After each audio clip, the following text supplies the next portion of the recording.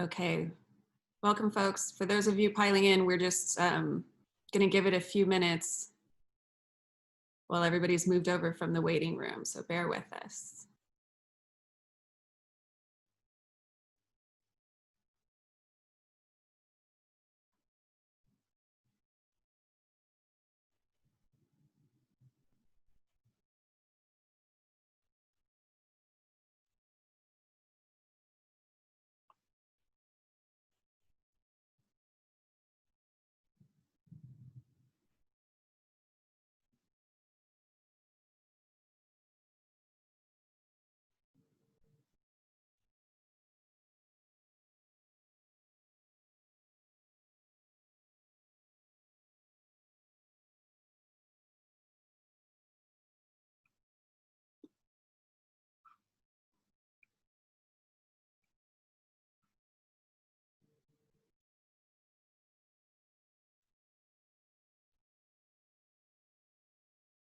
The numbers are still going up, so I'm going to give it just another minute or two.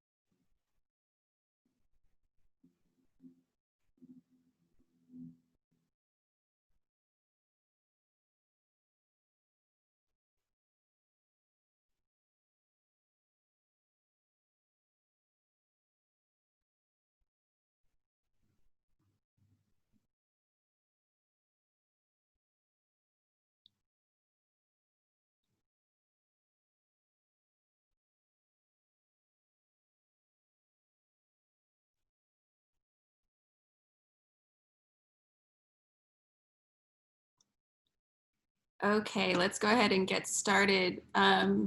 You are not Trevor.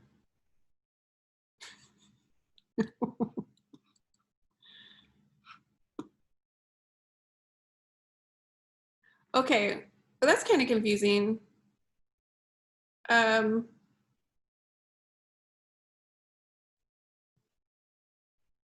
just gonna. So Taryn, I shared my link just like I did with Oh, Aliza. that's what happened. So Okay. that's, yeah. How do we have an additional Trevor? Okay. They'll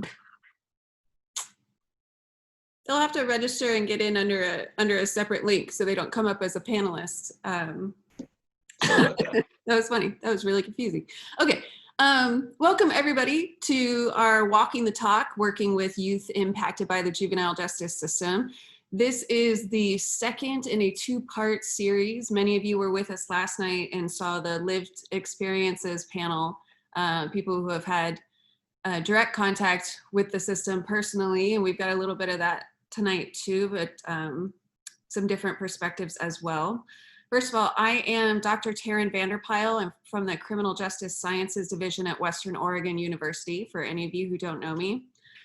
I want to just do a little bit of housekeeping. Submitting to the chat is fine, but we're going to accept questions through the Q&A. So use the Q&A button at the bottom of your screen there to go ahead and submit any questions for the panelists. We have some questions we're going to go through in the beginning, but we definitely want to make sure we save enough time to get through some of your questions as well.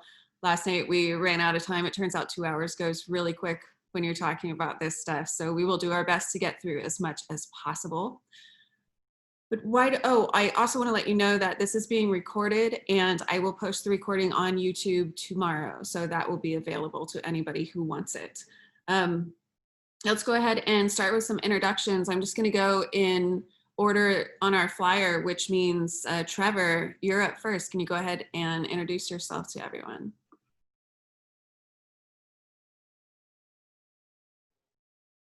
Hello, everyone. Thank you, Taryn, and thanks for everyone both participating and viewing tonight.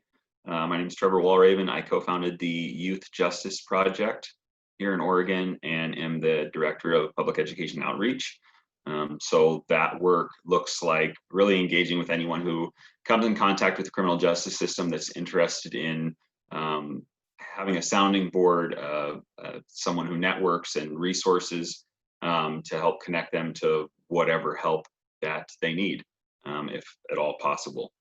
For a living, I also work for criminal defense attorneys. So I do a lot of consultations and work with them on teams predominantly around youth, but also a lot of different kinds of criminal activity.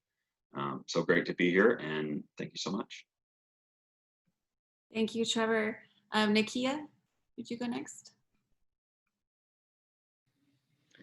Too. Thank you, Taryn. Nakeia Daniels, Deputy Director of the Oregon Youth Authority. The Oregon Youth Authority is the state government agency that has custody over adjudicated youth, ages 12 to 25. We have facilities and field offices all throughout the state. Quite a few employees, and really are focused on development of youth and helping them go on to lead crime-free and successful lives. I'm very pleased to be here this evening. Thank you, Nakeia. Aliza, you're next. Hi, I'm Aliza Kaplan. I am a professor at Lewis and Clark Law School and the director of the Criminal Justice Reform Clinic at the law school. The clinic works on a whole bunch of different areas: clemency, parole, non-unanimous juries currently, forensic science in the courtroom, and we run a youth legal clinic at the Oregon Youth Authority. I'm happy to be here. Thanks for having me. Carlos, you're up next. Yeah, my name is Carlos Chavez. I'm the co-founder and executive director of Morpheus Youth Project.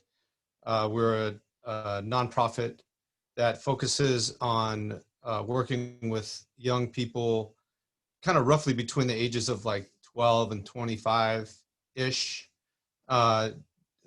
doing arts and cultural activities, workshops, events, a whole host of things. But ultimately, what it comes down to is mentorship and just building relationships and building communities, and just trying to almost like create a larger family that we can all kind of thrive within, a network of people that are young, connecting young people with professionals, with artists, and sharing space, sharing creativity, and just kind of building together.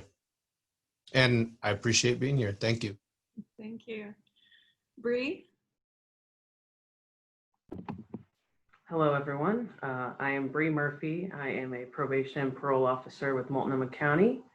I supervise adults, but I got to spend a lot of time where I met Taryn working with the 18 to 25-year-olds, which we will hopefully go into depth about in a little bit. But I don't have all the other cool things that everyone else talks about, but I think I'm pretty fun outside of work. And Ken, if you're able to follow that. Yeah, that's a tough one. Thanks, everybody. Thanks for inviting me to this. I'm Ken Jerin. I'm superintendent at the Rogue Valley Youth Correctional Facility. So I also work for Oregon Youth Authority. We're one of 9 facilities in the state of Oregon. Our facility serves Southern Oregon youth, which are basically a lot of the counties from Lane County south. Our facility currently houses about 70 youth, and they're all young men. No girls down at our facility. They're all at Oak Creek. Been in juvenile corrections for 25 years. I also did about 8 years with Department of Corrections. So I've kind of seen the whole gamut of corrections of, secure custody all the way to minimum custody. Also started the Youth Accountability Camp, which is a juvenile boot camp back in 1996. So I've done many different types of programs in youth facilities. Our biggest mission right now, along with the positive human development that we're doing in Oregon Youth Authority, is our facility is really focused on restorative justice practices and teaching youth skills and empathy and learning how to repair harm of things that they've done in the past. So that's been our biggest focus the last couple of years. So thank you. That's great. I love your last, I love how you ended there, and would like to tap into that some more at some point this evening too. And Ken, I actually want to come right back to you. You're in Grants Pass, right? Down in Grants Pass? Yeah, we're in Grants Pass. Yeah. Well, I'm curious how you said you did some time with, or spent some time working with adults in DOC, and then the bulk of your career, it sounds like, has been with juveniles. I'm curious why you went from adults to juveniles, and just the general big question of why you do what you do. Yeah, I think a lot of the reasons why I moved from juvenile into juvenile corrections was in adult corrections. I didn't see a lot of change, and adults are a lot more set in their ways.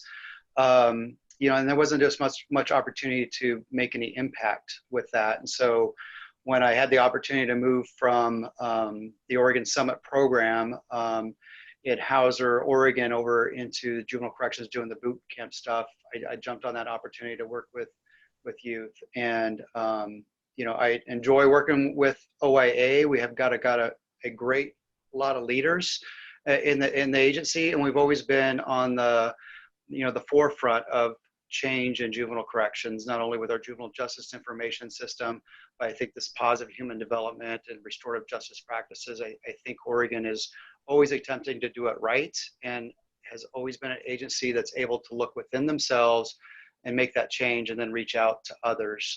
So I just really enjoy working in the agency, and then I really enjoy working with young men, and I like to see them develop those pro-social skills and learn to live crime-free and hopefully better their lives. So it's nice to see when the light bulb comes on with a young man, that they get it, and then they just really accelerate in development and move on and be successful. Yeah, great, thank you. None of you have chosen lighthearted, easy lines of work. I know some of you have personal motivation and personal experience, and some of you, I have no idea why you do this beyond how incredibly important and rewarding it is. Which means, Aliza, I want to come to you. Why did you choose to get into this line of work? That's a good question. I feel like I went to law school, like so many people go to law school to, quote, help people. I didn't know exactly what that would look like on the other side. I definitely thought at the time it would have absolutely nothing to do with criminal law. I was way more about children and women's issues and things like that. And there was a big AIDS epidemic back then when I went to law school, and that was an area I was already working in. But, to me, the thing that sort of is maintained in my interest as a lawyer, as a social justice, public interest lawyer, helping lawyer, whatever you want to call me, is that, to me, the only thing to do with a law degree is to serve other people. And the real question is really how and when and how and, all those details. And, a series of events happened in my life shortly after I graduated law school that put me into the world of innocence law. And I was an innocence lawyer for a long time before I became a law professor. And what I saw in that was the numerous injustices in our criminal justice system. And I felt like, wow, if this is how the innocent, this is how innocent people are treated, imagine how they're treating the guilty people in our system. And that was sort of the beginning of me wanting to know more and getting more involved. And I have what I would consider the best job in the whole world, because not only do I get to serve our individual clients in the different areas I mentioned, and I also get to educate the next generation of social justice, public interest lawyers to go out and do the work and to show them what's possible, and that this is what, good lawyering is all about. And you know, so I guess my motivation certainly comes from family and my religion and all of that stuff, but that's a little bit of my journey. And I do think that if you have the ability to serve other people in these really hard, sad situations, then you must, because I don't think most people can. So I feel honored to do the work that I do. Thank you. Brie, I want to come to you next. You've also worked with young adults and you've worked with just plain old regular adults. When I met you, you were working with young men who are 18 to 25. And I am curious about that and about what you do now. What would you say is the most impactful or important thing that you do in working with folks? That's a pretty loaded question. Because I would say personally is I get the benefit and the perk to interact with the community as a whole anytime I'm out in the field. And even though it is a uniform, it's also about your approach and your swagger about you, where people do feel comfortable and come and talk to you. And so I feel really good about the work that I do in the community and people see me there. I spent a lot of time before becoming an officer as a youth therapist for kids that were going in and out of custody. And so I've spent a lot of time working with the system, but as a therapist, and I was like, man, I think I could be more impactful if I can get into the system, but still be able to provide that support and understanding that people need. And I did get the privilege to work with 18 to 25-year-olds during our grant period. However, that ended. And now I work with domestic violence, but soon to be sex crimes casework. So I'm going all over the place, but the one thing that's transitional is knowing that people are human and making sure that we're meeting people where they're at. And if someone is struggling with something beyond what the court order says or whatever the board orders say, I want to make sure that that person's getting their basics met before we can make sure any of the things that are required get done, or else we're just going to keep going in this circle. So I like the authority to be able to do that. Yeah, I really like that you said that. One of the things that we talk about in my classes is that, and I learned back when I was a high school special education teacher before going into this field. And one of the things that we learned about behavior management is every undesirable behavior is about a need that is not being met. And if you can find a positive way to meet that need, then you can change this undesirable behavior.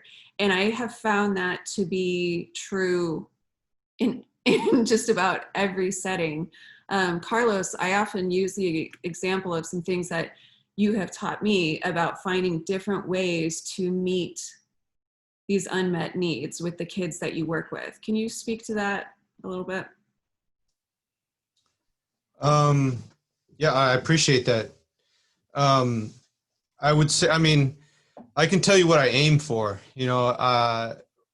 What youth have told me, the folks that have participated in our programs have told me is that, for those that are inside, they appreciate, of course, the consistency. And, one of the things that I try and focus on is I feel that it's really important that if you're running the type of organization that I'm running, or if you're engaged in these types of youth populations, and, our youth population is, we target basically young people who are along the path of the school to prison pipeline.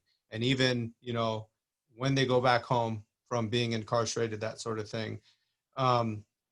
It's really important for an organization like ours, or for agencies, to have integrity, with what we do. We've got to have follow through.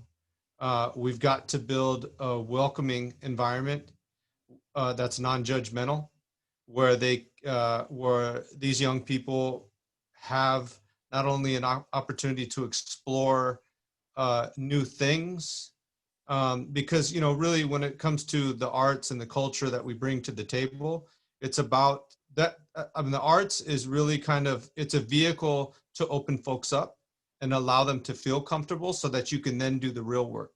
which is then making connections and building trust, really. Once you start to build that trust, then you can really take that in a direction that's gonna where you can actually see some growth and have some meaning with what's happening. Oftentimes, what my organization, we kind of take our cues from where we've seen a lot of the pitfalls along the school to prison pipeline, within public schools and within much of the interaction that people have with young people. There's a cutoff point where they have to keep a certain level of distance between themselves and the young people that they work with. Our approach is to build things in a way where you're kind of folding these young people into like a new family.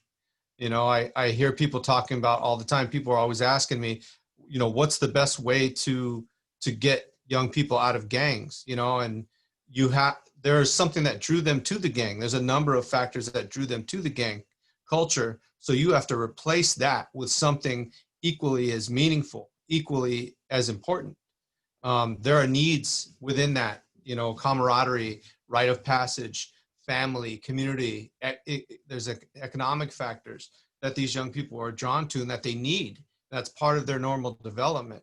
And it's our job to try, as adults and as the larger community, to try and help replace that with something that has the same level of meaning, but something that will allow them to grow in positive ways. I hope that answers the question. Yeah, thank you. Nakeia, I want to come to you next because you are tasked with doing this on a more formal level at Oregon Youth Authority. How do you go about figuring out what kids need and what kind of programming or supports would best fit that individual child? So I really quickly want to say that I agree with you so much, Aliza, your answer about why you do what you do. I believe in service, and I'm proud to say I've been a public government servant for a very long time, about 20 years. And before that was in the U.S. Army. And so a life of service is something that's really important to me. And I'm so glad to hear someone else say that on the panel. Taryn, to your question, the focus is always on our data. We absolutely start there. We focus on the youth that we have. We focus on the acute needs that they have. And I'll preface to say that I've been at the Youth Authority for 2 years, and prior to working with OYA, had never worked in juvenile justice or the criminal justice system prior to. And so I'm really been a wonderful student of the work that the Youth Authority has done and continues to do. Most of my work is in business operations. But to get back to the answer is focusing on data. Not only focusing on data and focusing on the acute needs that I was saying a moment ago has shifted over the years. Traditionally speaking, and Ken certainly can speak to this and some others on the panel better than I could, there had been a focus on certain types of acts that youth were engaged in. Violent acts, for example, or alcohol and drug abuse issues, and the numbers might have been higher in those areas. And over time that has shifted, and youth have different needs now. We're seeing a lot of youth with mental health needs that are just very different and more acute than they've ever been. And the Youth Authority in and of itself statutorily isn't set up to manage those things. And so we've had to do a lot of shifting based on data. We're also focusing now in ways that we hadn't previously on direct feedback from youth. We just wrapped up the first round of youth forums, particularly focusing on youth in our closed custody facilities to get an understanding of what their experiences have been like in the Youth Authority. So those things, focusing on data, focusing on youth feedback, staying engaged with our staff, is really how we are able to cater to the needs, particularly of the youth that we serve. Of course, we pay attention to national trends, and of course, we are connected to national organizations like the CJJA and focus on areas that are being pioneered in other states as well. But particularly to the Youth Authority, with all of the information that we get, we have to make sure that we're focusing on the needs of our youth, which means paying attention to our data and listening to the youth in our care. Thank you. Trevor, I want to come to you next. You, on this panel, you represent a couple different perspectives here as somebody who has been through the system themselves, starting at really young age, and somebody who now has used your own experience to help others. Can you talk a little bit about how your own experience has informed the work you do now? Sure. Oftentimes, I think there's a resounding theme amongst the panel members of kind of meeting the needs of the individual that you're interacting with. And a lot of young people going through the system, their need often is for hope, for connecting with someone who can relate, for empathy, for, all of these different pieces that for someone like me who did grow up in the system in a lot of ways. I started a life sentence when I was 14 years old based on horrible choices that I made, and spent nearly 18 years in 9 different facilities here in the state. And so through that time, learned a lot of lessons, hard lessons, life lessons, and all of those kinds of things inform how I engage folks. The flip side of thinking about our youth that are in the system are the folks that they've harmed. And sometimes that's their family members through going to prison, even if the crime was not family related. Certainly it's those who have been directly harmed and the family members of those individuals. And having the experience that I have, I think gives me a great platform to be able to understand some of what folks are going through and being able to recognize the other side of it. I've also long been kind of a logical thinker, and so it's a little easier for me to think logically about how someone else might be feeling about something. And fortunately, I learned empathy going through the system in a way that I did not prior to my incarceration. And so all of those different pieces, I think, help me engage in a meaningful way. In the for-profit end of what I do, working with criminal defense attorneys and really professionals in the field, being able to give guidance, having been in the shoes of the folks that they're serving, to be able to, bounce ideas and different ways of interacting with their clients, to hopefully be able to connect in a more meaningful way and then give better guidance and understand why it's important to do that. Hope that answers your question. Yeah, thank you. There's so many directions I would love to go with this panel, and so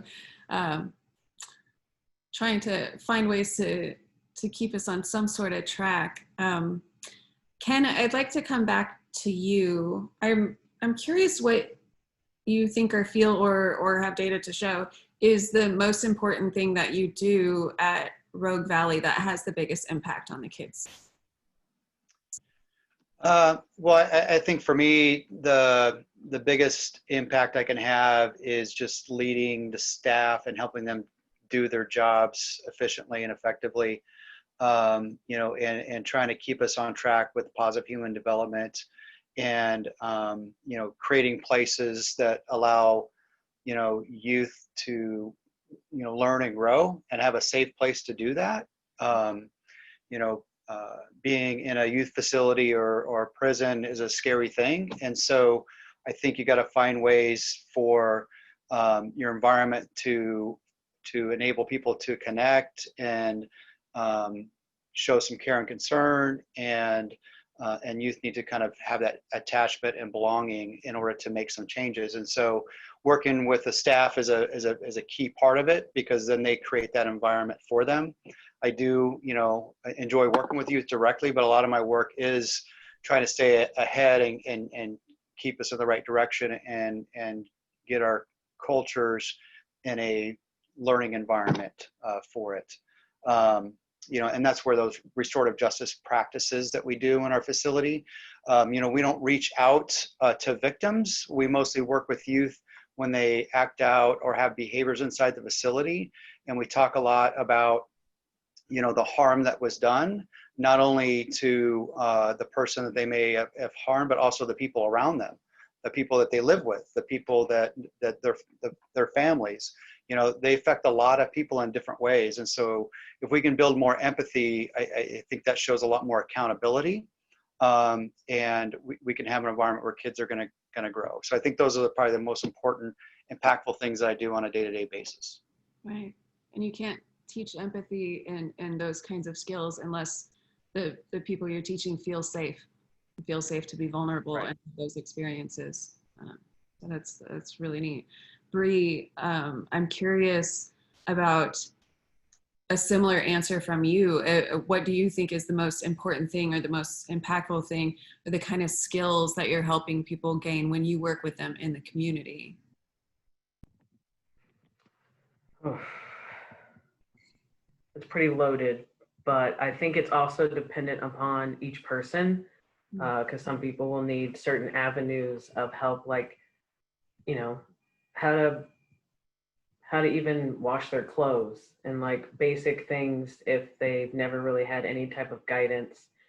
And even though technically that's not my job, we still help people out with human things, because again, it's a community aspect and we should all be able to feel comfortable in that space. And so I feel like one of the biggest things is finding something to relate with and have some sort of shared connection so that there is trust, so that we can start to get to those deep rooted things. And I think we're trying to do that as a whole, but again, we have the laws that we have to follow and the rules that they have to follow per whatever court order they got, but also making it like a team effort. And I think that's probably one of the biggest things is it's not a you situation, it's an us, because I chose this job and I'm going to walk this path with you. So let's go ahead and figure out what we need to do to get you to the end. And I used to joke and say how to get rid of me from your life, but it really is true, because I should not be in someone's life for a long time. You know, it should be a short stint. You do all the stuff you need to do. We move you on to the next great thing, and you're no longer considered a parolee or whatever people want to consider it. But I think, yeah, I don't really have a good solid answer. No, I think that is a good solid answer. And from having met several of the people you worked with when you and I were partnering, I can say that you did make the kind of impact you were aiming to make, and they repeatedly spoke about how important you were to them and what an important mentor you were to them. So I don't know. I know you're doing great work, and it's neat to watch. You brought up a couple of things that, Carlos, I would like to come to you and talk about. Brie talked about the importance of those relationships and those bonds, and you mentioned that too. I want to go down the road of talking about race and ethnicity and why that's important. And I know you've done some cultural groups at McLaren, if I remember right, and have emphasized the importance of culture and embracing your culture. Can you talk more about how race and ethnicity plays a role in the work that you do? And if you'd like to, you can also go down the road of the role race and ethnicity plays in the criminal justice and juvenile justice system, because we all know that's a major concern. Yeah, well, I mean, the reason, I mean, we focus pretty heavily on kids of color, you know, on really trying to be there for kids of color, because we know that the larger system has not been. You know, it's been there in terms of, you know, ending them up incarcerated, you know, but it hasn't been in terms of the support that they need. And, you know, that's where a lot of the gaps are. It doesn't take you long. I mean, I think the criminal justice system shows it's one of the most blatant areas where racism exists in our society. And it doesn't take you long stepping onto, you know, any of those campuses to see the disparity, to see how different the demographics look within the system than they do outside of the system. You know, it's disproportionately Black and brown. Yeah. And for Native young people, it's a whole nother ballgame. And adults, But I mean, my focus is primarily youth and young people. And I think it's really important. I think a lot of how young Black and brown youth, I think a big piece that's missing in their life is a real sense of identity, a kind of a larger, more rounded, more a deeper sense of who they are. And I think a lot of that is because our society and within public schools, that racism exists. It's ingrained, really, it's really ingrained heavily. When you talk about public school, as young people of color, we don't see ourselves in those stories, you know, in what's being told. And if we do see ourselves, it's from the perspective, or it's about us being less than, or not as important than, or as this criminal element in some way, shape, or form. And then in terms of just kind of existing, you know, constantly being a target, you know, one of the things that we really focus on, you know, when I'm engaging with young people, when I'm facilitating stuff, I think it's really important. You know, I tend to connect, obviously, really quickly with Latino youth. You know,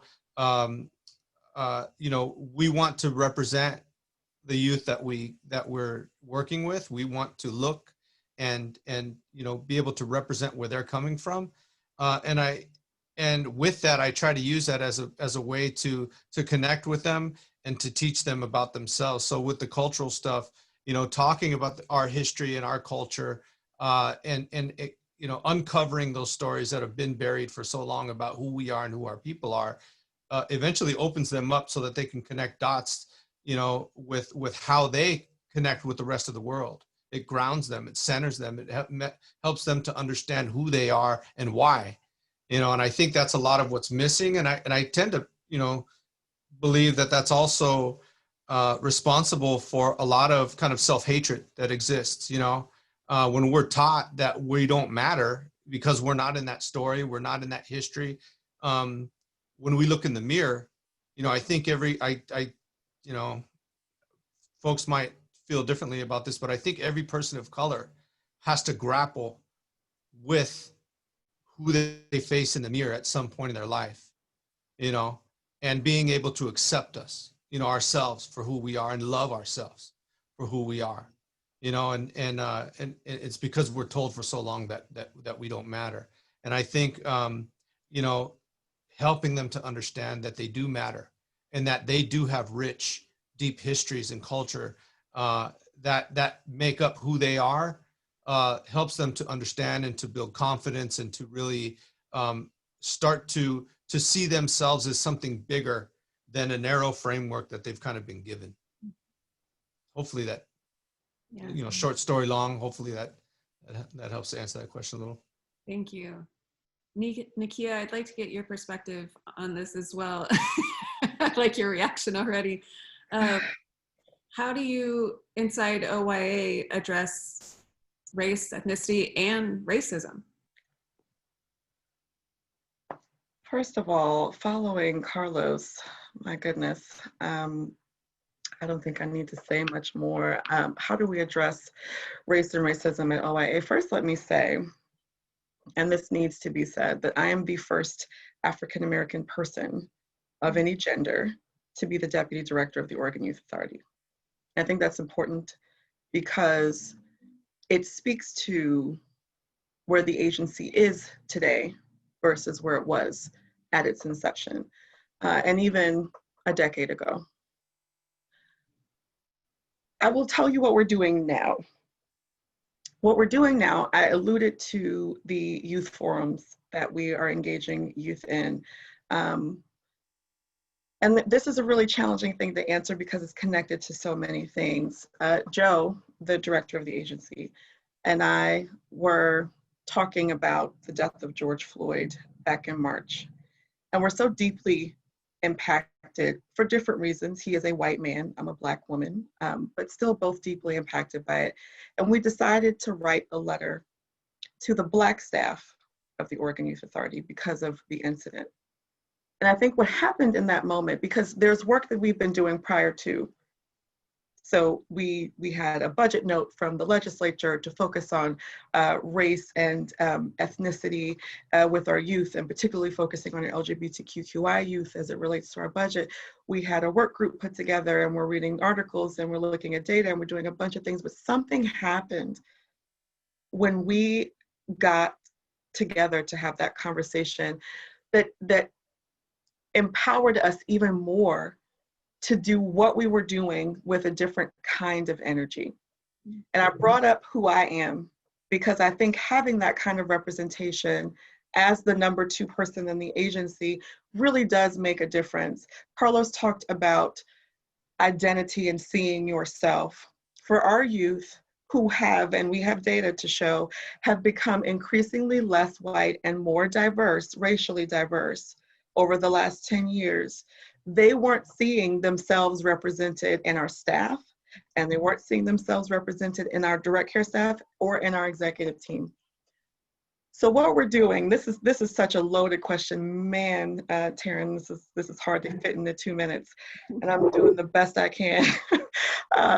Is, you know, obviously we were on the track, and obviously we were focusing on diversity. Part of what drew me to this job was having meetings with the Youth Authority. In my previous work, I worked for the governor as their policy advisor on diversity, equity, inclusion, and veterans policy work. And part of what drew me was this desire to pay attention to, statutorily to pay attention to, but in reality pay attention to the disproportionate number of youth of color that we had in the agency. If you're a Black youth, Black male youth, you're 4% of the population, but you're 13% of our population. If you're Native American, you're 1% of the population across the state. You're 5% of our population. Those numbers are heartbreaking. And so focusing on not saying, well, we don't have any authority about how the kids get to us. We do have authority about the decisions that we make when they come into our care. We do have power and decision-making authority about how they're treated, how long they're with us if they're OIA youth. We have lots of authority, and we have lots of room to overlay an equity lens with our decision-making. So youth forums, I told you this was hard because this is important work to me. Talking to youth particularly about their experiences and asking our youth of color what their experiences with us has been eye-opening for us. Doing the same thing with our staff. Right now, we're holding staff forums for all staff across the agency, and we're wrapping up our field office staff tomorrow. We're moving to facilities, and we'll be moving to our central office location. We want to know, the question is, how does OIA address race? The first thing you have to do is you have to acknowledge that we've not done enough previously. Carlos talked a little bit about the harm of racism. If we don't acknowledge that there has been harm and jump into a solution where we haven't had voice, we haven't had input, we haven't had feedback from those who've been impacted, what we're doing is we're causing further harm. And we're causing deeper scars for those people, particularly who have been severely impacted, who've been historically marginalized and discriminated against. So I said this in my first answer. I love data because it doesn't lie. And I do enjoy working with data and numbers, but you have to start with people first. If you start with the people first, if we start asking our youth who we've never done this with before, what is it like for you here? What is it like for you here? What is your experience? What do you think about how we're doing things, and getting their honest feedback and then protecting them when they give us their honest feedback is a very, very important step that we knew we had to take if we wanted to actually create change. This is foundational. I said data is important and we absolutely need to get it, and we're gathering all that, and I've got a bunch of it. But starting with people first, asking our staff, many of whom have worked here for years, many of whom have worked here for decades, who've never been asked, what is it like for you to work at the Youth Authority? What's your experience been like? Are there things that we have been doing to exacerbate, to mitigate, or to have we been helping or harming in certain ways? Tell us your honest feedback. I think I could lay out a 10-point plan, but to be honest, my sincere heart is that we are starting with people. and we're asking them what they have to say. And we're taking that information and we're going to use it. We're going to use that feedback, and we're going to create a plan by which we are paying attention and answering some of the things that we have not done as leaders. The last thing I'll say, because I could talk about this for the rest of the night, but I won't, is in leadership, if you're afraid to admit where you failed, you'll never be able to really succeed. You'll never be able to do better. Because if you don't accept and own and take ownership for where you have not done something well or right, or where you've caused harm, acknowledge that, and then actually open the dialogue for someone to tell you specifically where there was harm, how can you fix it? And so that's the work that we're doing. And it's not easy, and it hurts, and it's painful, and it's confrontational. But this is the work that needs to be done if we actually want to address the harm of racism, particularly in the youth authority and particularly in the juvenile justice system, to the extent that we can in the state of Oregon. So much more I could share and say, but those are really the points I think I really just want to make, as succinctly as I could possibly. It's such a good question. It was very easy to ask you to try to stick to 2 minutes and then give you such a big question. Well done, though. Brie, I actually want to come back to you real quick. In the grant that you had before, you all chose to focus on young men of color, 18 to 25-year-old young men of color. Why? Actually, there were 4 of us. There was 3 adult POs and then 1 JCC.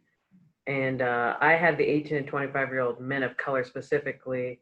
Then we had a 15 to 18-year-old Measure 11 case. And then we had a 18 to 25-year-old CPR, which is community partner reinvestment of people coming out of prisons. But I got some Measure 11, some probations, a lot of OIA, tons of just a gamut of people.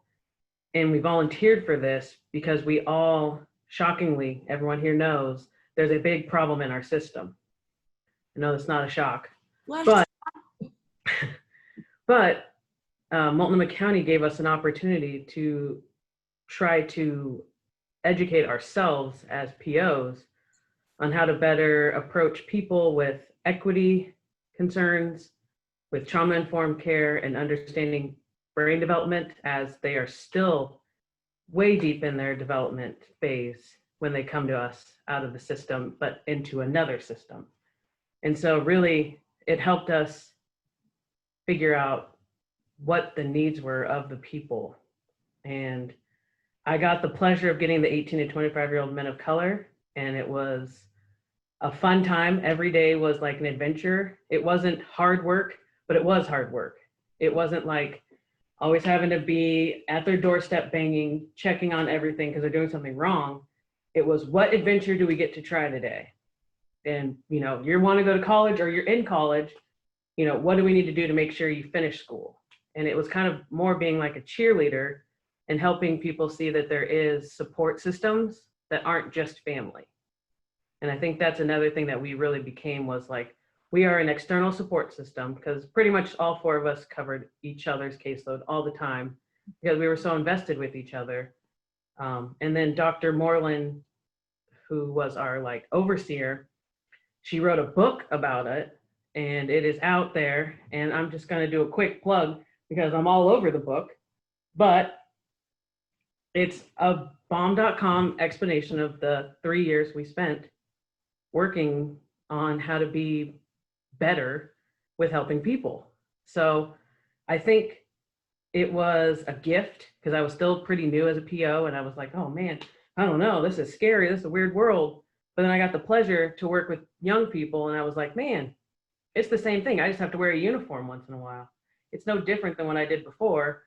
And I think having that authority where we could go to court and I can advocate for them to be done early helps some people go like, man, they're not all bad in the system. And even though people had experiences along the way that were rough, if we can be one of the end experiences that is helpful, then that's like a great day. Yeah, thank you. Aliza, I'd like to come to you next. I'm curious how you choose which cases to take in your criminal justice reform clinic? We know a couple of the guys you've worked with, but beyond them. Yeah. So, well, first of all, I'm so interested in hearing from all the colleagues on the panel and all the non-lawyers. It's so refreshing.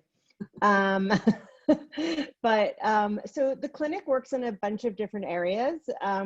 So one of the areas where we work with a lot of youth is in our clemency project.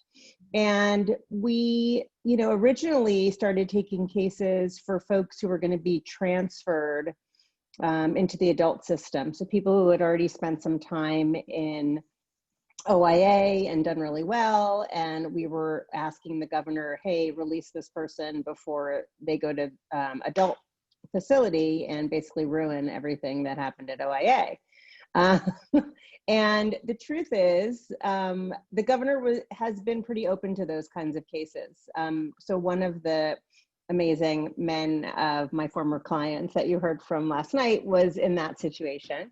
But we've also gone on and worked with adults. So a lot of our other clemency cases are adults. But one way is at OIA before people transfer. But we've also started just taking cases of people that we think meet those qualifications and the ones that the governor is looking for, even if they're not getting transferred, even if they're not close enough to getting transferred, because there's the criteria in a clemency case is, I think the governor uses the language extraordinary. And as I think a lot of people on this panel know, there are a lot of, I call them all kids, but I also call my students kids. So there's a lot of kids in the youth authority that are ready to get on with their lives and have support.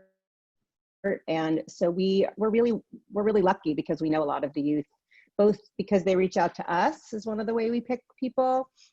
We meet them in the course of working on other cases, and we're also in I think the second and a half year of a program unrelated to clemency. We have a youth legal clinic where we work in all of the facilities, and we provide access to courts and information to youth about the legal system, about deadlines, some basic research, legal research ideas, referrals, basically whatever they need. So in the course of that project, where we're interacting with youth in the youth authority all the time, we meet kids and we wonder, maybe they would be a good clemency candidate, and we get to know them, or we ask them to tell us why they think they're a good candidate.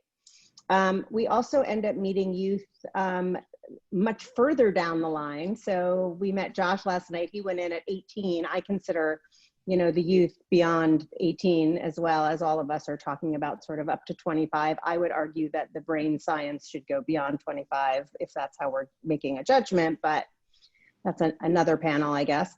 But, we also meet a lot of people who are incarcerated when they were really young, either as teenagers or in their 18, 19, 20, early 20s. And we meet them later for clemency. Some of them are 40s, some of them are 50s, some of them are 60s, and they've been in prison that entire time. And so they reach out to us usually by mail, or we meet them similarly while doing other work in the adult facilities. And we do the same on parole. So some of our clients have been in, they're having their parole hearings, they've been in for 25 years, and they went in when they were really young. So we're meeting sort of the youth at all different stages of their time while they're incarcerated. And we have really long wait lists for our clemency work and our parole work. And, we're just a small legal clinic, and we just try to get to and help as many people as we can with our limited resources and situation. And we've just been really fortunate and have so many amazing clients. And I just want to throw in that, like, being successful in any of these things, as far as the governor granting clemency or the parole board or whatever, a court winning, we don't look at our success that way because we're not the decision makers. We look at our success being amazing lawyers and having our clients' voices be heard. And many of them have been through the ringer in the legal system. And so what we work on in the clinic is not about, we can't control the outcome, but we can control the experience they have telling their stories. and presenting their cases. So. Thank you. So many of these answers come back to the kids, and I say kids too, but to me that's also humanizing because they're kids. Mm-hmm. Yeah. So true. I think a lot of you have mentioned emphasizing the voice of the kids and the perspective of the kids, and I think that that is so valuable. They're our greatest resource. Nakeia, you talked a lot about data, and data is wonderful. One of the things, I'm completely biased as a qualitative researcher. I think the quantitative data tells us what is happening, but it doesn't tell us why. We can't get to the why until we get the voice behind what's happening. Trevor, I want to come to you next. We've mentioned the governor a lot in a lot of the answers here, and I know that you've done work with the legislature, and I'm curious if you could tell us if there are important pieces of legislation or any efforts that we should know about, especially, we've got this big audience. What do people need to know about, and what could they do to help? Well, so staying informed, I would say, is what you can do to help, is the biggest piece of the puzzle. My view of the next long session we have is still forming. So I don't know what all is on the table. I know there's conversations and bill proposals for things like good time for folks with Measure 11 offenses, looking at, addressing some of that. I know there's conversations around voting rights for folks that are incarcerated. There's a lot of different stuff that is being tossed around right now. To the best of my knowledge, there's not a clear landscape that says, this is the bill and it's got the number and this is where we're moving it forward. That's not to say that they're not out there. I'm just unaware of them at this point. Most of the folks that I'm in dialogue with on these issues are still in the process of developing the drafts and getting them out there to figure out what it's going to look like. I know there's going to be some attention on criminal justice reform in a lot of different ways. I know there's some looking at policing. I don't know bill numbers because, to the best of my knowledge, they're still in that process. Okay, let's look back. I want to stay with you, Trevor, on this topic. Let's look back, and can you kind of summarize, or just summarize, whatever, summarize the changes that took place with SB 1008? Sure. So that was the 2019 legislative session. It really looked at juvenile justice and reshaped it. Previously, Measure 11 came into effect in 1995. It was a voted into law by the people. And one of the things that it did was created a mandatory minimum sentencing scheme for individuals charged with certain offenses, all considered violent person-to-person crimes by statute, not necessarily always by act, arguably. And so the way it specifically impacted with youth was the 15, 16, and 17-year-olds that previously would have gone through maybe a waiver hearing to determine whether they're going to be sentenced as adult. OIA also came about in 1995. So one of the things we were able to see was nearly a quarter century of data and also lived experience of what it looked like to have kids, oftentimes certainly sent to the youth system, but then sent on to the adult system. And that's where we had a lot of support from both Department of Corrections and Oregon Youth Authority, sharing their knowledge and their experiences, and why, from a public safety standpoint, it made so much more sense to move to the way we currently are, which means that if you are going to try a youth in the adult system, you need to first go through a waiver hearing. And that waiver hearing needs to look at whether an individual had, and don't quote me, but essentially an adult-like appreciation for their actions at the time of the offense. So if they're under the age of 18, the assumption is that they're going to go through the juvenile system unless the county prosecuting office determines that they're going to try to go through a waiver. And then that is a hearing in and of itself to, again, essentially say that this kid knew what they were doing. Part of what we looked at during the 19 legislation was brain science and bringing in experts. And Dr. Moore was mentioned earlier. She was one of the individuals that gave testimony to talk about how the juvenile brain develops and why it is so important to keep them in environments that are supportive. We were able to see that an individual, even with an adult conviction, even they didn't go to the adult system, was more likely to create future harms. We were able to see by the numbers, and again, nearly a quarter century of data, that those same individuals, if they go to the adult system, have again another spike in their likelihood of creating additional harms. And so when we look from a public safety lens, treating kids as kids and doing what we can to support them along the way, the resources that Oregon Youth Authority has in comparison with the adult system are night and day. The interactions, the trainings, just kind of across the board, it's two very different systems. And so recognizing that youth and society ultimately is better served by them going through the youth systems, having those resources.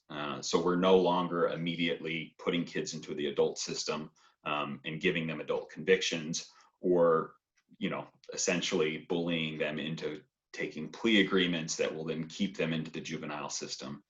So it's a very different landscape for kids specifically in our criminal justice system after 1008. Thank you. That was major progress that was made in 2018 and so, or 19. So hopefully we can look forward to some more. We are keeping an eye on the time. We're an hour in, and I want to make sure that we start addressing some questions from the attendees. Just, there are really neat messages coming in through the chat. I don't know if you've gotten a chance to look at those. We won't be really digging into those during this talk, but I can make sure that we all get to see them later. So thank you for everybody who is submitting comments to the chat. I also want to remind everyone that if you'd like to submit a question, please submit it to the Q&A button. That's where we will be pulling questions from. I will hit as many as possible, and we'll get through as many as we can. We probably won't hit them all, but we will give it a shot. So first one, Brie, I'm going to come to you. Actually, Ken, this would be good for you as well. So I'm going to go from Brie and then to Ken. Working toward becoming a PO, I'm unsure if I want to oversee juveniles or adults. In that position, what is your best advice for me? So Brie first. Okay, I spent my early career only working with juveniles. I worked in a lot of residential settings. I worked in those adventure camps that we called them, adventure camps on the East Coast. But they were another type of facility.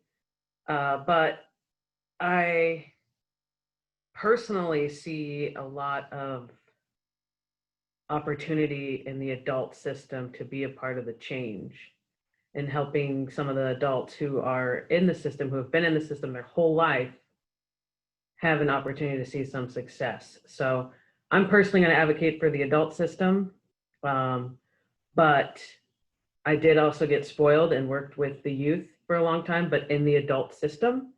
So I say try both. And if one doesn't work, switch to the other, because in Oregon, they're usually connected to each other. So I don't think you should be limited. Thank you. Ken, you're a good example of switching from one to the other. What advice would you give this person? Well, I think, you know, most offices are open for people coming in and learning about their environment. So I would say, you know, as a student, to go reach out to juvenile parole offices and adult parole offices and go see what's going on there. You know, I think, you know, everybody's open to show what they're doing. And the other reality is that a lot of those offices are combined, that you have, you know, adult POs working with juveniles, and you got juveniles also POs working with adults. So there's a lot of mixing going on there. So if you're looking for some variety, you know, a field or a parole officer job is probably a good place to try and get to. Thank you. Nakeia, I'd like to come to you for the next one. The question is, how do you engage a family into the treatment of their youth you're overseeing? And are you finding it difficult to do so? great question to whomever asked it. We have a pretty robust family engagement program team. It falls under our development services team. And I heard one of the parents last night, I got to listen in on the panel, even talk about her experience as a parent of one of our former youth who was commuted. Thank you, Aliza, and to your team, because we believe in family engagement and support family engagement. And so the team of people are, we have a team of folks, actually one person runs this team and they're supported by other people who provide outreach to parents during intake when our youth are adjudicated and brought into our system. We provide documentation in different languages. We offer opportunities for there to be interpreters for parents if they need them. So from the very beginning of our guardianship of youth, we are openly and actively engaged with parents. And so it's no different when it comes to their treatment. There are also things called MDTs, which also came up last night. That's our multidisciplinary treatment meetings, where there's every effort made to engage with parents in that process. Obviously, COVID and the pandemic has made that somewhat of a challenge, but we've even used mediums like this, and can speak to the ways in which the Youth Authority has and continues to be as innovative as possible. Because, and Carlos mentioned this earlier, parent involvement, community involvement, connection to who you are is just as important a part of the reformation process and the developmental process and the treatment process as sitting with your QMHP or sitting with one of our medical personnel. So I am very proud to say that I know personally, and have even gone to some of our parent advisory committee meetings, that we do quite a bit to keep parents involved. And if anyone on the panel has questions about their experience or wants to get more information about how we do that, I'd be happy to chat with them offline. Thank you. Sure. For those of you submitting questions, just so you know, I'm going to jump around a little bit, and there is method to my madness, so please bear with me. I'm not ignoring you. Trevor, I want to come to you with the next questions, or a couple questions that are similar. Folks are asking, how do you teach empathy to these youth, and what are techniques utilized to teach empathy in your experience? Which among these have you found to be the most effective at teaching empathy? I know you don't work in a juvenile facility. I'm asking you because you mentioned your own experience at learning empathy. And so I'm curious how that was taught to you and what worked for you. Yeah, so it was taught to me through a program called Nonviolent Communications. And when I went through that program, it was a year-long program at the Oregon State Penitentiary. And self-empathy was a big part of that. So many of us realized how much of our decision-making came from a place of shame, feeling ashamed of who we were or what we were doing and acting out in a different way because of that. And so much of, being able to go forward in life and not make the bad decisions again, and learn from those choices, is recognizing how you got to that place to begin with. And, Carlos talked about that deeper understanding of self and identity.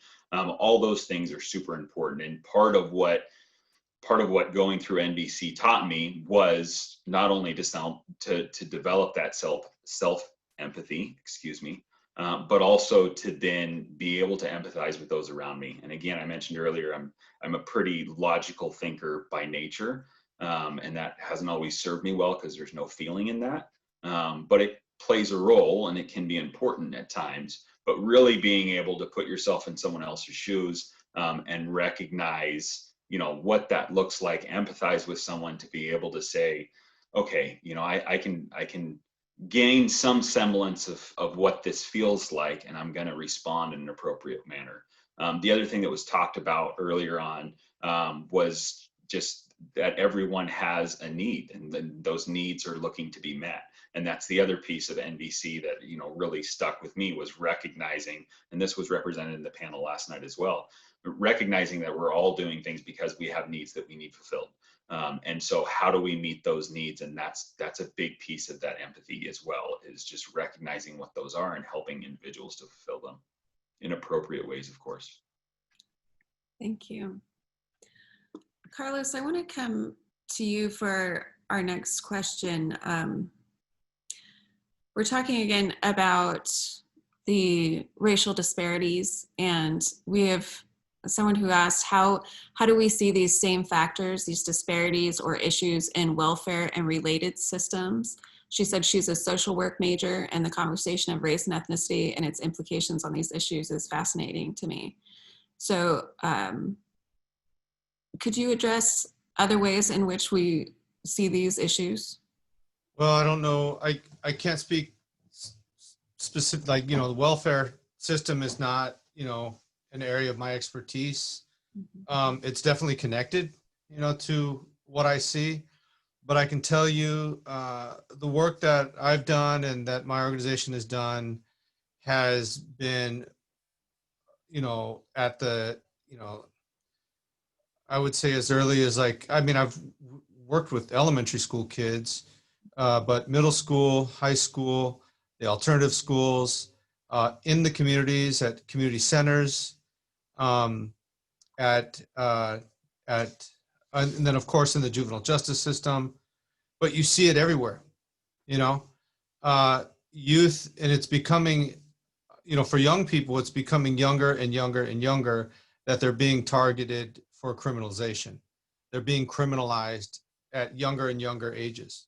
And it, you know, just having police on campus is one example of, you know, what that's about. I remember working at, well, I won't say the school's name, but I remember working in a Portland school, one of the schools, a very diverse school. And I remember that not much of the, hardly any of the staff represented the very diverse population of color that was, you know, at the school. And I remember that, you know, when break time would come or lunch, there was a long pathway that a lot of the youth there would kind of hang out, and they would kind of click up and, you know, chop it up with each other and hang out a little bit during lunch break or what have you. And where a lot of the Black young youth would hang out, and where the Islander youth would hang out, and some of the Latino population, and you would even see it with some of the Asian population. Before the school bell rang for everyone to come into those areas, I would see the security and the deans all positioning themselves in the spots where those youth of color were going to be. And they would follow them around, and they would, you know, youth are gonna do dumb things. They're impulsive by nature. And so they would wait for those opportunities. And that's how they would take advantages of those opportunities to figure out ways to squeeze these youth out of the equation. It helped the school numbers to increase and look better, because they're getting rid of the kids that are, you know, quote unquote problematic. And then they end up all at the alternative school. So it becomes somebody else's problem. You know, I remember working at a school in Gresham where you had a large Latino population. I'll try and make this point quick, but you had a large Latino population. Well, you had a lot of, you know, folks had concerns with behavioral issues. And it was interesting because folks would always come to me and they would say, well, how do we work with these Latino kids, you know? And they would try and throw me at the situation all the time. So I became tokenized. So there's one example for you. But another thing that would happen is that these young people and their families wouldn't get any kind of representation when they had to deal with the administrators. When youth were being addressed for behavioral issues, interpreters were needed, but you had families that maybe didn't have papers. and they were nervous about coming into the school in the first place. So they were afraid about speaking up because they knew that there was heavy ramifications if somebody wanted to take it to that level. And so, and the school knew that. So they would kind of leverage that to kind of bully these families in a way, and just kind of the conversation would just revolve around how the kid's behavior and how everything is bad about this kid, instead of really trying to figure out ways like what's going on, how can we provide some resources that can help the situation. You're talking about families where the parents are working, 2, sometimes 3 jobs, to pay the bills, and so the kids are, the parents are absent, so the kids are out in the street because their parents are trying to feed the family, so you have all these different issues that are coming into play. But then, here come the officers, here come the truancy officers, the deans, the security, and they're all rallying around. And when I would start working with kids, they would see that as, oh, that's our next crop, And so I tried to buffer the youth from that as best I could, but it was a really difficult battle at that location. So those are a few examples. There's many, many. I mean, every level that you can possibly think of, you're going to see it. It's just as simple as that. Yeah, and those are just a few examples of stuff that's happening all over the place to youth of color and youth with disabilities. They're the most overrepresented groups in the juvenile justice system and in the school to prison pipeline, of course. Yeah. So yeah, and those are heartbreaking stories, and there are tons of them. Thank you for sharing those. Aliza, I wonder if you could help with this question. There are a couple questions about career advice. One I'm picking on specifically is I want to work with youth in the juvenile justice system or possibly work with domestic violence cases. How should I go about exploring careers to find out exactly what I want to do? Great, I love those questions. Well, first of all, you should all go to law school. No, just kidding. I think that it really depends. And I think sometimes people don't really know so specifically until they sort of move through some, whether it's volunteer work or jobs. When I finished college, I definitely didn't want to be a lawyer. And in my family, being a lawyer, my parents thought I was like selling out or something. So, so I wanted to be a social worker. And to me, I thought that was the best way to sort of connect individually with people. And I was working after college and I was thinking about what do I want to do? And I realized that social work wouldn't give me enough power to do what I wanted to do, which was not only help individual people, but make changes to the law and understand why the system is the way it is. So for me, the path had to be law school, but never to lose sight of the individuals and the clients, and to always have that be part of my practice, which I've been really fortunate to be able to do. But for other people, they're not really interested in sort of all the legal aspects, and whether it's reforming or changing laws or being in court or doing those things. And I know I work regularly with professors in undergrads and grad school that are doing incredible work in the criminal justice system, whether it's on an individual, way, social work style, or whether it's, and a lot of the programs we've all mentioned, right, involve college students, college grads, social workers, teachers, right? I mean, there's a million ways to sort of touch people affected by the criminal justice system, their families. There's lots of ways, doing master's work or beyond, doing data, qualitative and quantitative data related things. A lot of it is, my suggestion to even law students is to just start trying things in different capacities and see, the most important thing about being happy in your work, I think, is how do you want to spend your day? And I tell my law students that all the time. It's not just, oh, I want to go help that group of people, or I want to work in that field. How do you want to spend your day every day, right? Do you want, I tell my law students, do you want to be in court? Do you want to sit in a room and research and write? Do you want to have a lot of interaction? Do you want to work with a few people, a lot of people? Do you want to have annoying meetings all day? Like I feel like I do a lot of the time. There's things that come with every job, but really, what brings you joy? And the only way to really find out what brings you joy is to start trying things. So my suggestion is not to spend a ton of money going back to school, whatever that is, until you have a better sense. And there's a lot of ways to have a better sense. Maybe it's while you're in school doing the basics. Maybe it's volunteering. Maybe it's getting different kinds of jobs. But try to do some exploring and figure out like where are you gonna be able to find your joy in, even if it's, in any of these areas. We have all these amazing people on this panel that work in these areas that do all different things. And so go meet with people, talk to people about it, spend a day with them, spend a few hours with other people, interview people, learn what they do. And it's really the only way. And then also be super open and flexible, because I think that I've never, thankfully, worked hard at what my next moves are, what my next job is, or what I'm going to do. And I've just been really open, and things have just, things appear a little bit if you're really open and to meeting people and hearing and learning. So that's a lot, but, and I know some people are in more fortunate situations than others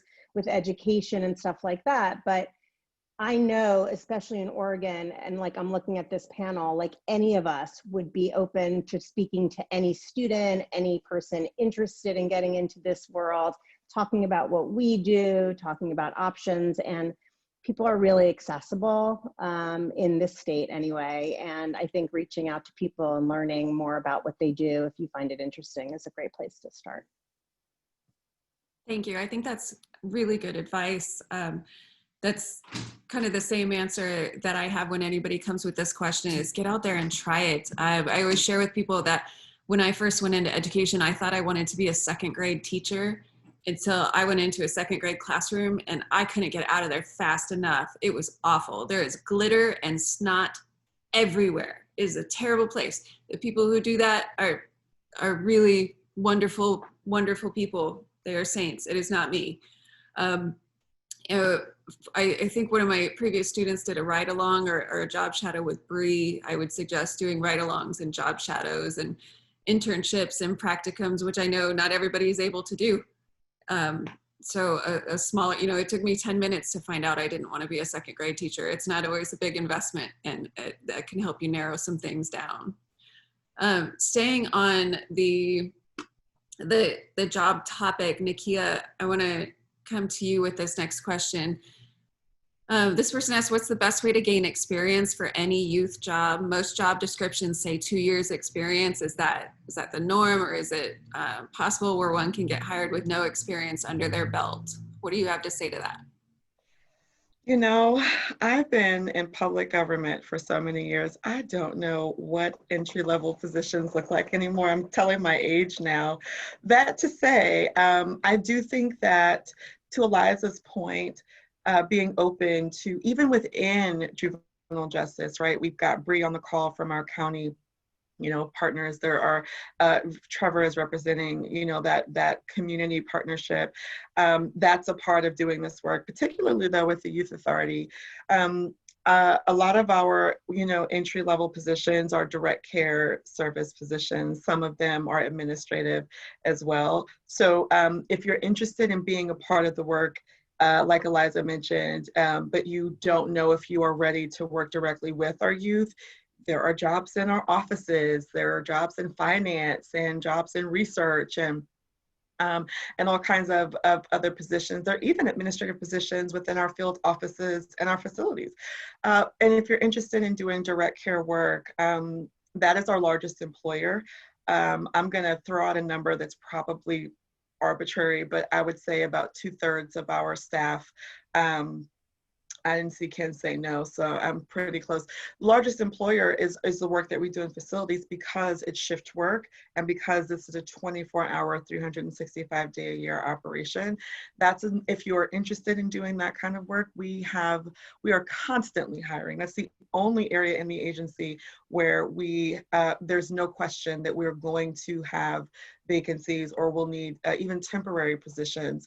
So definitely reach out to me or to Ken or go to the Oregon.gov website if you're interested in doing that kind of work. I do like the idea of the job shadowing piece as well. Aliza, you are 100% correct. I couldn't agree more. We are an accessible bunch of folks on this team. And even in my role, which is business operations and it's very heavily weighted administratively, I don't do any direct care work. I still have, there are days where I am in a facility or I am in a field office. And so if you are interested and you're a student or if you're interested in doing some kind of different work, I'd be happy to talk with you personally about what it's like to work at the Youth Authority from my vantage point or connect you to some folks in a particular field. We do have internships that varies by department. So there's so many ways that you can get connected to, particularly to the Youth Authority. But the cool thing about me in particular is because of the work I did in governor's office, vast enterprise network. And so if you're interested in coming to work for state government in any way, and I'm always excited to encourage more people to come be public servants and be a part of this executive or legislative process, right? It's really important to have as many diverse voices and experiences at the table, even if you don't want to work for the Youth Authority, but you want to come work in public government. I'm happy to chat with you. But again, entry-level positions, temporary positions, internship opportunities, those are all options, particularly at the Youth Authority. Great, thank you. Yeah. Ken, I want to come to you for this next one. We're going to stop with career advice for just a little bit and go back to work that happens in the facilities. This question is, do you still keep in contact with the juveniles or adults you oversee once they go back home? And I want to add to that, are there any rules or restrictions about that for staff or volunteers? I think the nice thing about the OIA system is the parole officer is assigned at the beginning when a youth is contacted in the system. And so they stick with them, whether the youth is out on probation or they come into a youth facility, they go to a residential program, or they're back out on parole. So it's nice to have one voice advocate for the youth through the entire way. As far as our staff go, I mean, we're pretty limited of working with them inside the facility when they're here. You know, we do a little bit of outreach, you know, through the PO. We do have youth that call in and want to talk to us and tell us how they're doing. We see kids in the community. And there are some times where we will allow some staff to reach out to kids to provide support, especially when you have a youth connect and feel a sense of belonging and don't have much support out there in the community. Sometimes it helps to have our staff be available to them to help them make some decisions with that. But we primarily look at that parole officer to be the main contact. Thank you. I see that Kathleen Fullerton just posted, not a question, but we host university practicum students in our program, which operates in OIA's McLaren Youth Correctional Facility. So Kathleen Fullerton is a wonderful, wonderful contact with Hope Partnership. And I would recommend anybody reach out to her. Lots of head nods and thumbs up for Kathleen. Okay, well, see, I got all excited about Kathleen and I forgot where I was gonna go next. I'm gonna come back to voice and really prioritizing the voice of the kids that any of you all work with. And so Nakeia, this is gonna bring me back to you. The one that there are actually several questions about the feedback that you're gathering from youth, and I don't know that we're going to be able to address them all, but we can maybe even address some later over email. So this one in particular is, while I hear that feedback from the youth you serve is instrumental in your decision-making at OYA, are there any initiatives to employ directly impacted people to ensure their voices are heard? If I understand the question correctly, absolutely. We wouldn't be doing our jobs if we asked for feedback from anyone, youth or staff or volunteer, and didn't take action. I think part of where there are so many missed opportunities is, and I do want to make this point, Taryn, which I do believe in mixed method. I do. I think the qualitative piece is just as important as the quantitative. So we are agreed there. And to that point, when there's no lack of information, right? It's what you do with it. We've got information swimming around in it. What do you do with it? So absolutely we do. So part of that question was, do we take action? Yes, we do. And that depends on a lot of different things. I mean, if we've had youth who have spoken to us about certain procedures that we follow, and they have questions about that.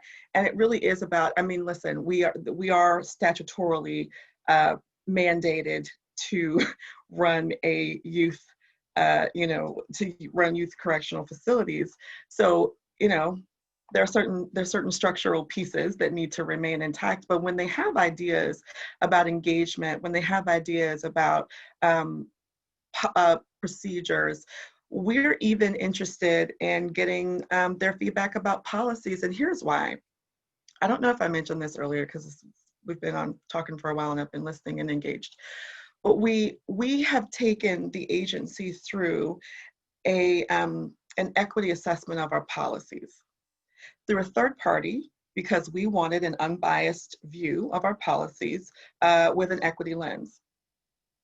And the purpose of that was to ensure that if we've got good, solid policy that is inclusive and using language and things that are going to help, not harm, then great. If there are areas that we can improve on, we want to do that. One of the things that we are focusing on based on some of that feedback is user voice and the end user or the impacted user voice as well. So listening to youth, even as it relates to some of our thought around policy decisions, is a real piece of change that's occurring based on feedback. I'm really reluctant to go into specifics because there's several areas where I could, but what I will say is procedures we are paying attention to and listening to if they've got changes. One small example, and this is a nod to Ken, I hope you don't mind, nutrition. There's a youth that Ken advocated for because of his religious beliefs, who wanted a certain type of food to eat. And structurally speaking, we have a nutritional system, and this is how we operate. But because we're listening to our youth, and again, Ken, I hope you don't mind me, shouting you out for the great work you're doing out in Rogue Valley. We are listening to the needs of this youth, and why can't we accommodate? That's one very small example of ways where if we're listening and paying attention to the needs, to getting that qualitative data, yes, our system and structure says this is the way. It's very cookie cutter in very many ways. This is bureaucracy that we're talking about. But that doesn't mean that we can't find ways within the system that we work in to be accommodating. And for this youth, it was connected to his religious belief, right? And so that's one, as specific as I can get, example of where we are actively engaged in listening to youth voices and being as accommodating as we can within our structural system. And there are ways, if you want to, you can help youth feel more valued and welcomed, even in an environment like ours. And even with, we have some of the most vulnerable youth across the state, but we can still do things to make them feel like I said, welcomed and valued and heard, and really honor who they are and all of the different ways that they come to us. Thank you. Carlos, I would like to come to you with this next question. This attendee wrote that last night, many on the panel last night, many of the young people who had been incarcerated spoke to the importance of peer support in their recovery process. Do you believe that more peer support is needed in order to bridge the gap between professionals and the youth and family? I think that's more of just a wider community thing altogether. You know, us being able to bridge gaps where we have a role and responsibility within those relationships. So, but I'll tell you where I see peer support as being a major factor. When you have young people who are doing long stretches of time because of mandatory minimum sentencing, they become family with each other within that system. And when they leave, they're not really supposed to be still interacting with those folks that are still in there, but how do you leave that family behind? So what you see happening, and this is the thing that's always interesting to me, is that you have guys that used to be connected to certain gang structures or certain, you know, they were on this side, there were other folks on the other side, whether sometimes it's not even gang related. And you see that commonality that forms with them having gone through that struggle together, and they have an appreciation for each other when they get out, because they know that they're the only ones that understand what it's like to have gone through those circumstances. So that peer support that they have afterwards, which I've seen lots of, has been really vital to them reacclimating to the community and to and in a lot of ways having that success, you know. And I kind of wondered about that at first, you know, when I saw that, like what that could potentially look like. Because, you know, obviously there are ways that could be a negative thing, but I've seen such positivity come out of that, which ultimately, you know, they form that like a unit that helps to support each other with all these things that are being thrown at them.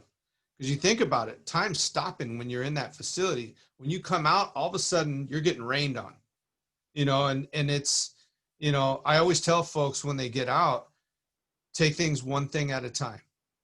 You know, things are going to come at you quick, and you're going to have to adjust to that. Just focus on one thing at a time and prioritize the most important things that you need to. I think it's our job, you know, as adults, as, you know, father figures, as community members, as professionals, to give these guys a chance to take on these professional or to take on roles, just something as simple as having a job, being a volunteer. A lot of the guys want to get back into the facility to volunteer in certain ways. I'd love to see more of that take place, you know. So in terms of peer engagement, peer support, that's where I've seen it be a real positive thing. And I think we as a community need to rally together, and we need to start with them before they get out too, you know, and creating those opportunities. You know, I always tell folks that just because folks are locked up doesn't mean that they're not part of our communities anymore. That's a big failure that our social structure is trying to kind of tell us by throwing these folks away. Well, that's wrong. You know, that's completely irresponsible, especially knowing that the majority of these folks are going to get out. So they're still part of our community. So what do we want that community to look like? You know, we need to be engaged, we need to be involved, and we need to create these opportunities. I love that. Thank you. Almost everybody inside is going to get out, and all of us have a responsibility to public safety. So what happens when somebody is inside? If we're making somebody worse, that works against public safety, it doesn't make any sense to just punish somebody because we're mad at them or we're afraid of them. Trevor, I want to come to you and kind of, I don't know, riff off one of the questions that's out in here and a little bit of what Carlos said. I know that your family support has been hugely instrumental in your success. There's a question about strong family support being so critical to reentry success, and asking about types of supports and resources that are provided to help incarcerated youth reconnect with or rebuild relationships with their families. So I'm wondering if you could talk about the importance of family for kids going through this, and if you know of any supports to help kids with their families. Sure. You know, this was one of the things I really appreciated about last night's panel. One of the things Jonathan talked about was the value of sending a Post-it note with just, hey, I'm thinking about you while your incarcerated loved one is still inside, and what that can mean for them. You know, support is huge. I think it is one of the biggest pieces for folks coming out, and I think the numbers show that as well. Those who, I remember at one point reading a DOC statistic that was an individual receives a single visit at least while incarcerated, their recidivism rate drops by 25% just by having one visit during their period of incarceration.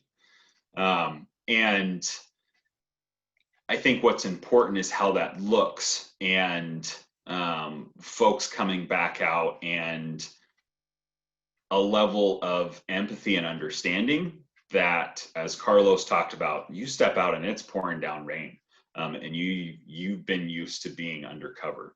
And so having family members that are not going to, having support systems in general that are not going to, you know, belittle you because you don't know how to send a text message because you've never done it before. And have patience with you of going through, you know, as my brother Josh mentioned yesterday, self-checkout lines. Things like that, go through them. I still struggle with self-checkout lines. You know, sometimes it just doesn't want to read the card or whatever else. So just being able to, you know, walk through folks with that. As far as resources that are out there, you know, I think connecting with places, a lot's going to depend on where you live. So resources are often very county specific, and beyond that, city specific. So Lane County, which is where I reside, is a big county, and sure, they have great resources in Eugene, but if you're all the way out on the coast, those resources look very different. So acclimating yourself with what is local to you. There are some organizations, CURE, Citizens United for the Rehabilitation of Errants, is an organization that I think does a good job about trying to network with family members and help provide those support mechanisms and guidance. I believe OIA has relatively recently partnered with CURE in some ways, and DOC has been partnering with them. Parole and probation should be resources for different avenues in your particular area. You can certainly reach out to me, and as was mentioned before, anyone on this panel, I'm sure can give you some guidance in terms of, oh, this is where you're at, you know, try this. I know that's one of the things that I have a huge belief in is networking and resourcing. And so I know that if I'm contacted by someone that is having issues anywhere in the state of Oregon, I know someone who I can reach out to and connect them with to hopefully help them down that pathway. So I think the biggest thing is not thinking that you have to know where all the resources are, knowing that you can and should ask and advocate for those things. And if the first person doesn't know what's available for you or gives you a good lead, to reach out to that next person. Advocating for yourself has come up a lot in these two panels, and it's not easy to do, and having a support system around you really helps with that. Aliza, I want to come back to you. I don't know why you've ended up being the career advice person that I've come to, but I'm coming That's to you. okay. Okay. I play that role a lot in my real life. There are several students asking about law school. If that's what they should do, if they want to work in the juvenile justice system, should they go into law school? Should they go to family law?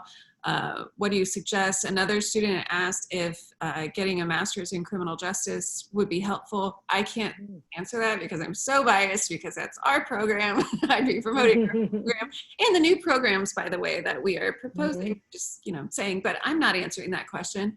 Aliza, What do you think as far as grad school and law school? Yeah, I mean, again, I want to go back to the fact that depending where you choose and what you choose, it could be pricey. And I think it's really important for everyone to know that it's less important where you go than if you end up going, right? So, but it's also really important to think about, you know, if you're going to be spending money, you know, is this really the right path? And especially if you want to help people, because, you know, as a lawyer who paid for my education myself, it took me until, you know, not that long ago, and you know, I'm in my early 50s. It took me till not that long ago to pay off my loans finally, right? And now I'm about to have a kid, you know, go to college not that long. So we'll start that all over again, right? But so I think that is a factor for a lot of people. And so it's something, it's real. And there's a million ways around the money part, but it's real.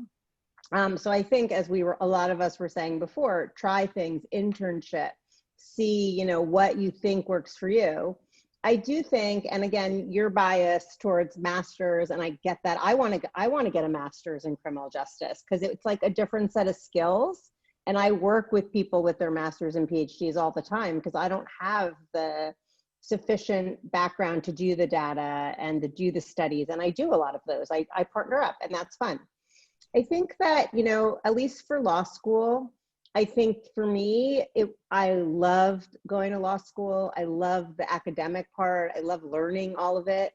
But what I really love is that I was able to get the tools that really allows me to do so many different things.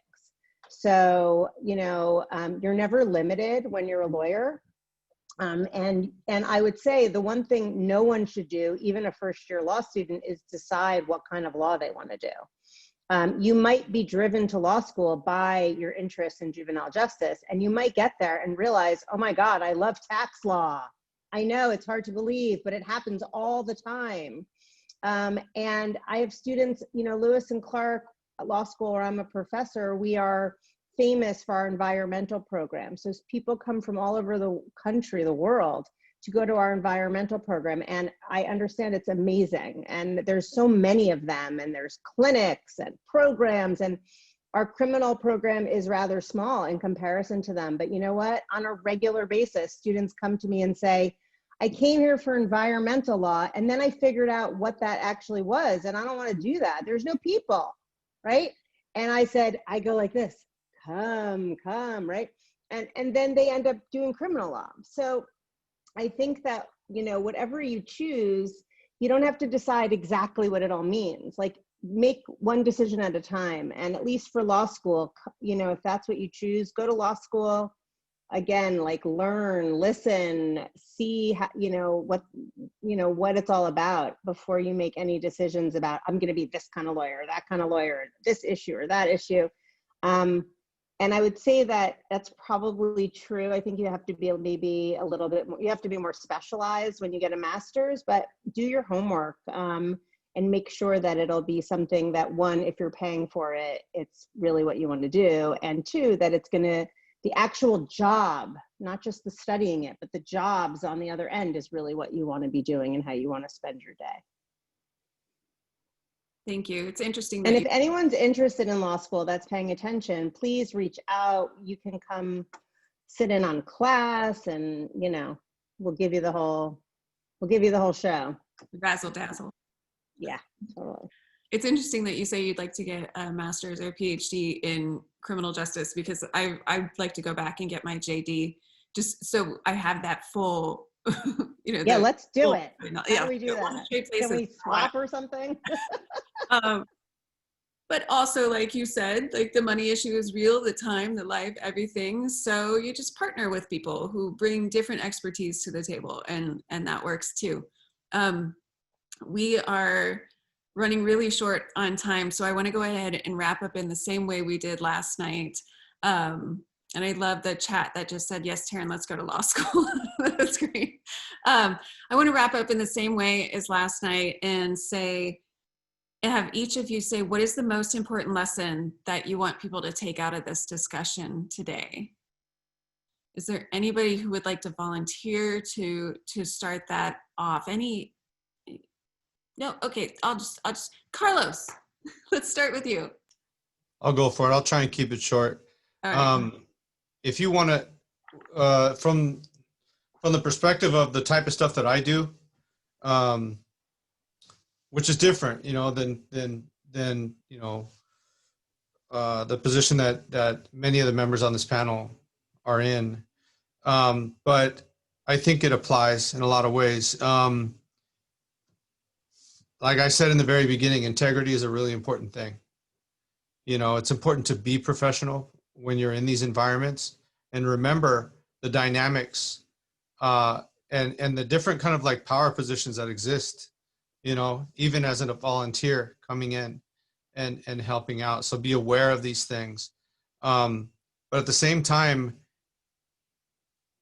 commitment is really, really, really important. Don't pop in and then make a bunch of promises and pop out. It's the worst thing you can do. This population of people is used to that kind of stuff happening. And that has contributed in large part to why they're in those positions right now, because people have let them down, so don't be another one of those people. If you're going to commit to getting involved as an intern, as a volunteer, as an employee, make sure that you follow through and make sure, that you have integrity when you do it, so that's all I gotta say. That's great advice. Thank you, Carlos. Brie, what do you want people to take away from this today? I'm seeing a lot of things about careers and the path that people want to take. And I say that if you really are in the business of helping people, then no matter what avenue you take, if you want to go down this road, it'll be the best. Because you have to come with that heart, you have to come with integrity, and you have to come with that tenacity and that drive to actually get to the results that you want to see. And even though we come from different locations in this field, we all have the same goal, and we want to make people supported and get back to their best life that they want for themselves. Thank you. Ken, what do you want people to take away from this discussion today? I would say that there's a lot of hope and there's a lot of change going on in the criminal justice system. And that movement's been going on for a while. And I think, Senate Bill 1008 was a huge thing for juvenile corrections in Oregon, but also I think across the nation too. But so if you want to, be in this business to help people, this is a great place to go to and do that. And there's a lot of really good people in the system wanting to help people and treat people as people and not as a victim or a villain, and use them and see them as a resource. So that's it.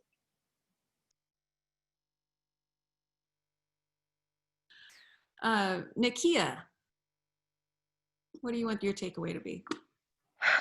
Oh man, I was trying to write some things down, particularly to students, but to everyone listening. Laws are written, enacted, and upheld by people. Laws can be amended and changed by people. Your voice, your experience, your life has power, and is desperately needed to create the change that we need to see in juvenile justice and in the criminal justice system. I watched Senator Jackie Winters work until she died on juvenile justice reform. It was the last bill that she voted on. And she worked tirelessly along with Joe and myself and other senators and other legislators and other state government folks in the governor's office, people who wanted to see this change happen, worked to support the change that we saw. And it was the people that did it. And so to the people listening, please know that you might not believe it, but you are powerful. I am not supposed to be doing what I'm doing right now. I grew up in Brooklyn during the 80s, and I could have very well been one of the youth that we're serving in the Oregon Youth Authority. You never really know where life is going to take you. And so if you could just hold on to the fact that you have power, that you have voice, that you could very well be doing something like I'm doing, which is a job or working in an industry you've never worked in before, but because you have a heart of service, to Aliza's point earlier, just be open to what the possibilities of your life can bring for you. And please, please never forget, you have power. Use your power in every way that you can. And shout out to the student who already emailed me wanting to connect. I already got an email sitting here. So appreciate you, Taryn, and everyone on the panel. This has been really great. More extra credit points for that student. Aliza, what would you say to wrap up? I guess, well, everyone's saying such lovely things. I think that for me, it's being on a panel with all of you. Some of you I know or know of, or some of you work directly with my clients. I know that. I think this is very hopeful that there are so many great people, and I know they're coming out of my clinic. I know they're coming out of your class, Taryn, and you know, I just feel like we need, and all these people that might be interested, join us. We need all hands on deck in all these fields to make changes to the criminal justice system. Yes, change laws, change minds, change hearts. We also need people that are filled with compassion and empathy, people that aren't going to judge. You know, I always go back to what Brian Stevenson says, and this is what I teach my son, which is, you know, no one should be judged by their worst act. I don't want to be, and I feel that way about my clients. I feel that way about every single person that I interact with. And I want everyone to feel that way. And the only way that we're going to move things forward in this crazy business that we're in, and it is a business, is to work together and to you know, show that empathy and love, and be available. And so yeah, and I thank all of you. I really I feel honored to do the work that I do every day and to interact with people like all of you in that work. So thank you. Thank you. Trevor, what would you like to have people take away from this today? First, my thanks. For me, one of my pivotal moments during my incarceration was taking a college class and having the professor say, "Once you know, you owe." And for me, that created within me a sense of responsibility. And so I always try to pass that on. It's a gift, it's knowledge, it's something that you've learned. And so part of what I would leave with is just almost an ask for you to take whatever it was from the panel you heard today or the panel you heard yesterday. I'm assuming most people who are tuning into this are more understanding and sympathetic and empathetic to begin with, but I'm sure you know people that aren't, and those can be hard conversations to have. But just to share the experience that you had through listening again to either us or yesterday, or something else that's been impactful, and just not trying to convince anybody of anything, but just sharing the experience that you had, the thought, whatever resonated with you in a deeper way, and ask that you leave this with that recognition that once you know, you owe. So thank you. Thank you, Trevor. That's good advice. I sincerely appreciate all of you doing this panel. I know that we didn't get to so many questions, and there are so many comments in the chat as well. If you attendees, if you want to get in touch with any of the panelists and you don't know how, You have my email. When you registered, you got my email information, and I'm easy to find. I'm the only Taryn VanderPyl, period. Like, you Google me, I'm it. So reach out to me. I am happy to connect you with anyone, happy to answer any additional questions you may have. If you submitted questions and they didn't get answered, please reach out. We are all happy to continue this conversation, and this is a conversation that does need to continue. So in the meantime then, and that being said, I thank each and every one of you for attending. I thank all of our panelists for the great work that you're doing and for participating in this panel. And thank you for the work that you will continue to do. So we will go ahead and wrap up for tonight. And thank you.